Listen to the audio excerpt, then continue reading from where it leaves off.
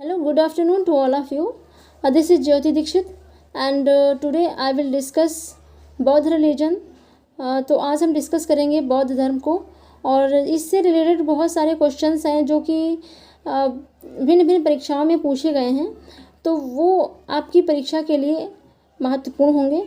और ये ऐसा टॉपिक है एंशिएंट हिस्ट्री में बौद्ध रिलीजन जो कि सभी परीक्षाओं के लिए मोस्ट इम्पॉर्टेंट टॉपिक है।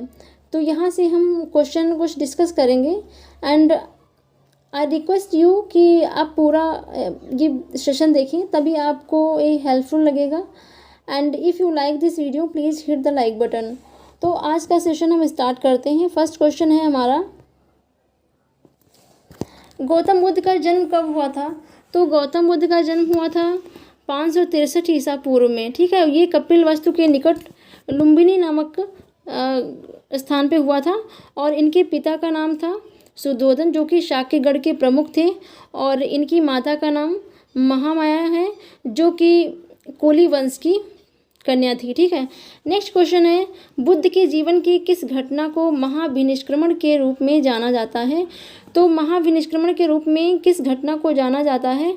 तो ये ग्रह त्याग। जब इन्होंने 29 वर्ष की अवस्था में अपना ग्रह त्याग किया तो उस घटना को महाविनिष्क्रमण के नाम से जाना जाता है। नेक्स्ट क्वेश्चन है, बुद्ध का जन्म कहाँ हुआ था? तो ये कपिलवस्तु के निकट लुम्बिनी में 563 ईसा पूर्व में हुआ था। नेक्स्ट क्वेश्चन है, महात्मा बुद्ध का महापरिनिर्वाण कहाँ हुआ था? तो ये हुआ था कुशीनगर में। कुशीनगर में महात्मा बुद्ध का महापरिनिर्वाण हुआ था। नेक्स्ट क्वेश्चन है हमारा, गौतम बुद्ध की माँ किस वंश से संबंधित थी? तो इनकी माँ महामाया, जिनको माया देवी भी बोलते हैं, और ये कोली वंश की कन्या थी। ठीक है, कोली वंश से संबंधित थी। नेक्स्ट क्वेश्चन है, बोध गया में किसे ज्ञान की प्राप्ति हुई थी? तो बोध गया किससे संबंधित है? तो ये गौतम बुद्ध से संबंधित है।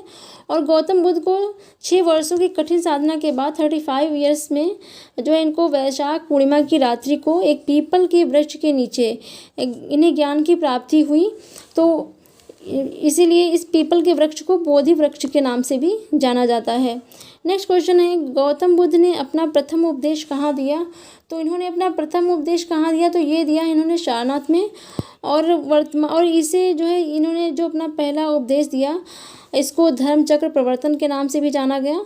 और सारनाथ जो है वर्तमान में सारनाथ वाराणसी के निकट है, और वहाँ पे उन्होंने 5 ब्राह्मण सन्यासियों को पहला उपदेश दिया। ठीक है, तो इससे इस घटना को धर्म चक्र प्रवर्तन के नाम से जाना जाता है। नेक्स्ट क्वेश्चन है हमारा, बुद्ध ने सर्वाधिक उपदेश कहाँ दिए? तो बुद्ध ने सर्वाधिक उपदेश दिए हैं श्रावस्ती में, क्योंकि यहाँ कौशल राज्य की राजधानी है श्रावस्ती, और कौशल राज्य में ही सबसे अधिक इनके शिष्य थे, तो इसलिए सबसे ज़्यादा उपदेश इन्होंने श्रावस्ती में दिए हैं। ठीक है, नेक्स्ट क्वेश्चन है हमारा, भगवान बुद्ध के महापरिनिर्वाण के बाद पहली बौद्ध संगीति कहाँ हुई थी? तो ये हुई थी राजगृह यानी कि राजगीर में। ठीक है, नेक्स्ट क्वेश्चन है, प्रथम बौद्ध महासभा कहाँ आयोजित हुई थी? तो प्रथम बौद्ध महासभा आयोजित हुई थी राजगृह में। नेक्स्ट क्वेश्चन है, किस शासक के काल में चतुर्थ बौद्ध संगीति का आयोजन कश्मीर में हुआ था? तो कश्मीर के कुंडल वन में हुआ था, कुषाण शासक कनिष्क के शासनकाल में। ठीक है, नेक्स्ट क्वेश्चन है, भारतीय कला में बुद्ध के जीवन की किस घटना का चित्रण मृग सहित चक्र द्वारा हुआ? तो ये प्रथम उपदेश। ठीक है, प्रथम उपदेश का हुआ। फिर है नेक्स्ट क्वेश्चन हमारा, प्रथम बौद्ध संगीति का आयोजन किसके शासनकाल में हुआ था? तो ये हर्यंक वंश के शासक थे अजात शत्रु, और जिनके शासनकाल में जो है प्रथम बौद्ध संगीति हुई। ठीक है, नेक्स्ट क्वेश्चन,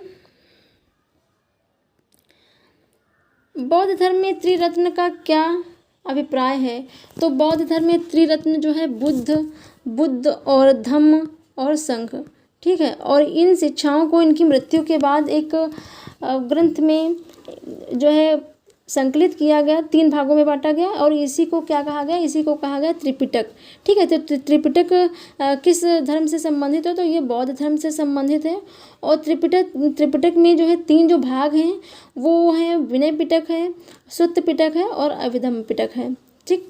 नेक्स्ट क्वेश्चन है हमारा, एशिया का ज्योतिपुंज यानी कि लाइट ऑफ एशिया नाम से किसे जाना जाता है? तो लाइट ऑफ एशिया नाम से किसे जाना जाता है? तो गौतम बुद्ध को जाना जाता है। और एक ब्रिटिश राइटर हैं एडविन अर्नोल्ड ने जो है द लाइट ऑफ एशिया नामक एक पुस्तक लिखी थी, जिसमें इन्होंने इन जो गौतम बुद्ध हैं इनको लाइट ऑफ एशिया कहा है, यानी कि एशिया का ज्योतिपुंज कहा है। ठीक है। नेक्स्ट क्वेश्चन है, विश्व का सबसे ऊंचा कहा जाने वाला विश्व शांति स्तूप कहाँ है? तो विश्व का सबसे ऊंचा कहा जाने वाला विश्व शांति स्तूप है बिहार में, राजगृह में। ठीक है, राजगीर। नेक्स्ट क्वेश्चन है हमारा, किस बौद्ध साहित्य में महात्मा बुद्ध के नैतिक एवं सिद्धांत संबंधी जो प्रवचन हैं वो संकलित हैं? तो सुत्त पिटक में है। ठीक है। नेक्स्ट क्वेश्चन है, नवबौद्धवाद के प्रतिपादक कौन है? तो नवबौद्धवाद के प्रतिपादक हैं भीमराव अंबेडकर। ठीक है। इन्होंने बौद्ध धर्म की पुनर्व्याख्या की और इसे नव बौद्धवाद की संज्ञा दी। ठीक है। तो इसका प्रतिपादन सबसे पहले किया है भीमराव अंबेडकर ने। नेक्स्ट क्वेश्चन है, सर एडविन अर्नोल्ड की पुस्तक द लाइट ऑफ एशिया आधारित है, किस पे आधारित है? तो ये ललित विस्तार काव्य पर आधारित है। नेक्स्ट क्वेश्चन है, गौतम बुद्ध को एक देवता का स्थान किस राजा के युग में प्राप्त हुआ है? तो किस राजा के युग में इन्हें एक देवता के रूप में इनको मान्यता मिली? तो ये मिली है इनको कनिष्क, कुषाण शासक कनिष्क के शासनकाल में। ठीक है। नेक्स्ट क्वेश्चन है हमारा, सारनाथ की भूमि स्पर्श मुद्रा वाली बुद्ध प्रतिमा कालांकित है, तो ये किस काल से संबंधित है? सारनाथ की बुद्ध जो भूमि स्पर्श मुद्रा वाली बुद्ध की प्रतिमा है तो ये गुप्त काल से संबंधित है। ठीक। नेक्स्ट क्वेश्चन है, बुद्ध की प्रतिमा कभी कभी एक हस्त मुद्रा युक्त दिखाई गई है जिसे भूमि स्पर्श मुद्रा कहा जाता है, यह किसका प्रतीक है? तो भूमि स्पर्श मुद्रा जो है ये किसका प्रतीक है? तो ये जो है प्रलोभनों के बावजूद अपनी शुचिता और शुद्धता का साक्षी होने के लिए बुद्ध का धरती को आवाहन है। ठीक है। नेक्स्ट क्वेश्चन है, बुद्ध की खड़ी प्रतिमा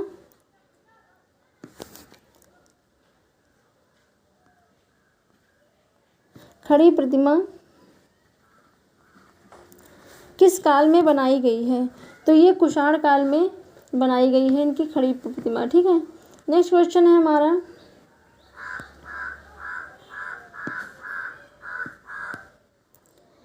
महायान बौद्ध धर्म में बोधिसत्व अवलोकितेश्वर को और किस नाम से जाना जाता है? तो महायान बौद्ध धर्म में बोधिसत्व अवलोकितेश्वर को और किस नाम से जाना जाता है? तो अवलोकितेश्वर को पद्मपाणि के नाम से भी जाना जाता है। ठीक है। नेक्स्ट क्वेश्चन है,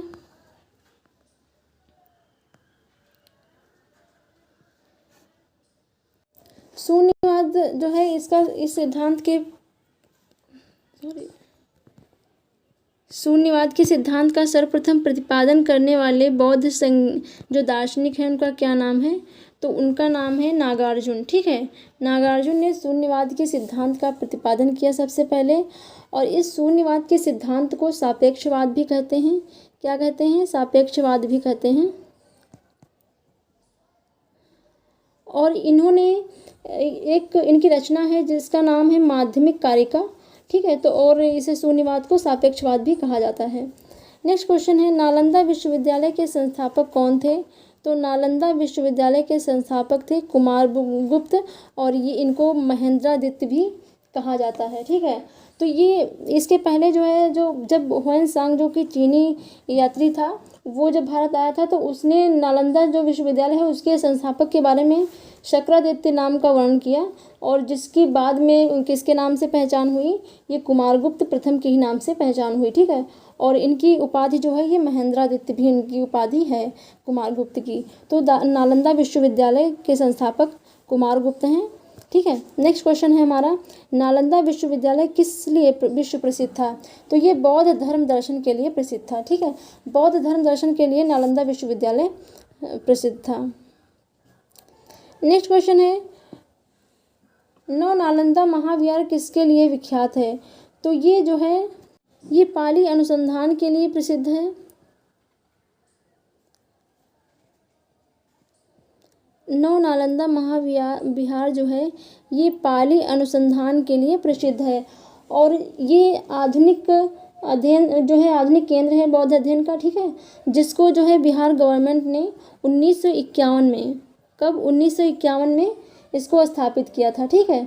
तो इस जो ये केंद्र है ये बौद्ध एवं पाली अनुसंधान संस्थान है और यहाँ जो है बड़ी संख्या में विदेशी स्टूडेंट्स आते हैं इस यहाँ पे अध्ययन करने के लिए, अनुसंधान करने के लिए, ठीक है, रिसर्च के लिए यहाँ पे आते हैं। नेक्स्ट क्वेश्चन है हमारा,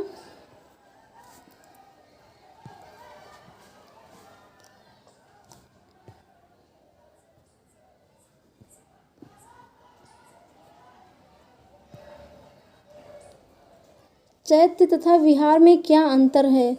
चैत्य तथा विहार में जो है चैत्य जो है ये पूजा स्थल है, ठीक है, चैत्य जो है ये पूजा स्थल है और जो विहार है ये निवास स्थान होता है, ठीक है, यहाँ पे जो बौद्ध भिक्षु हैं वो उनका निवास स्थान था, ठीक है। नेक्स्ट क्वेश्चन है एंड लास्ट क्वेश्चन, नालंदा विश्वविद्यालय की स्थापना किस युग में हुई? तो नालंदा विश्वविद्यालय की स्थापना गुप्त डायनेस्टी में हुई और कुमारगुप्त ने इसकी स्थापना की, ठीक है। और अब जान लेते हैं कुछ बुद्ध के जीवन से संबंधित जो इनके बौद्ध धर्म के प्रतीक हैं, ठीक है। तो इनकी एक तरफ घटना है और एक तरफ प्रतीक हैं, ठीक है। तो जन्म जो है जन्म का क्या प्रतीक है? तो ये कमल और सांड, ये जन्म का इनके प्रतीक हैं। और ग्रह त्याग का प्रतीक क्या है? घोड़ा है, ठीक। नेक्स्ट है ज्ञान प्राप्ति, तो ज्ञान प्राप्ति का प्रतीक है पीपल या बोधि वृक्ष जिसको कहते हैं। और निर्वाण जो है इनका प्रतीक है पद चिन्ह। सो आई होप कि आपको ये सेशन अच्छा लगा होगा and thank you for watching this video.